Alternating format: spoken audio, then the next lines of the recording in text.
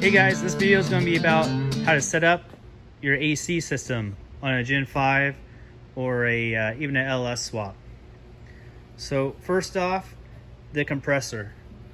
We like to use the factory Gen 5 compressor right here. So you'll retain that.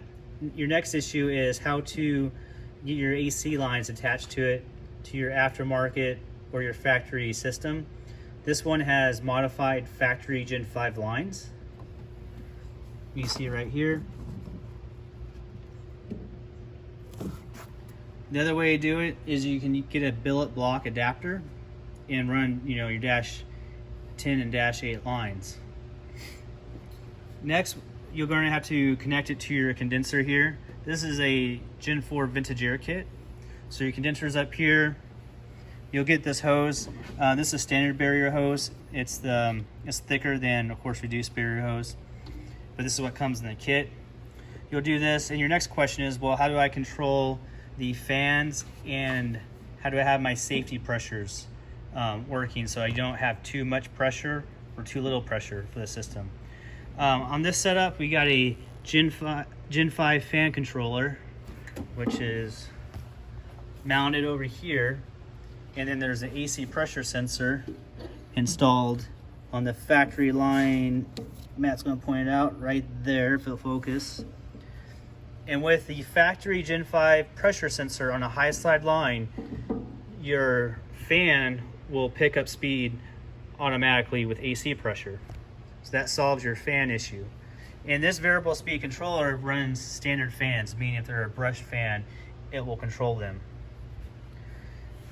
Next, you're going to have the issue of how to, if you want to control the safety pressure switches, you can use the setup in the vintage air system to do it, or you can use the one of our controllers, an AC module or a muscle car module. Now do all the safeties just like factory. So you floor it, kicks it off, it watches the pressures, and will kick the system on and off as needed. So next we're going to go look at my Firebird and show how those lines are different in comparison to a standard barrier hose.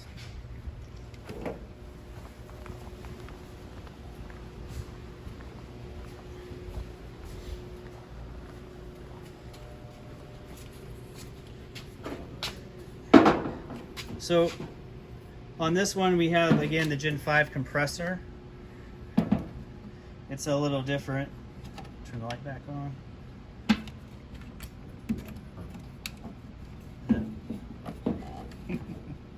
See if Matt can find the button. Here it is. Sorry about that. There we go. So this is a 2020 AC compressor, and with the billet block for it, it kicks it straight forward, which I needed to clear the cross member. This has reduced barrier hose, so it is much smaller. Then we have it routed in front of the battery, and it's hidden inside the fender wall here. So really clean. And then if you can rotate the light to the corner, I might have to grab it. It's really hard to see, but down here you can see there's a billet block. So that's where the low side fill is and your other lines. So completely hidden. I want to do the fills in separate locations so when someone looks in the engine bay, you don't see those valves right there. So we have the high side here and the low side over there. Now on this setup, this is pretty neat. I need to get you guys a part number, but this is an adapter to run the AC pressure sensor off the Gen 5, and this will go into your port right here. Then you just screw in your AC pressure sensor, and now this will regulate the fans as needed off the fan control module. I just got it hanging out there for now as I refit things. And then that way, again, as your pressures increase when you turn your system on, the fans will change pressure and stuff like that. But pretty simple setup, and that's how we like doing it. On the Gen 4 vintage air setup, they're cooling very well with this AC compressor. It is a variable displacement compressor, but in our harnesses we wire it as a fixed displacement compressor, and it's ice cold. It doesn't really bog down the motor very much when it kicks on. It's working great, and I've used it on my Tahoe for 3 years.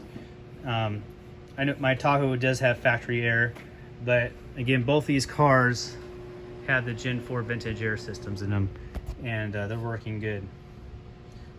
So again, this is just a quick overview of the AC system, and try to answer some of your questions on this.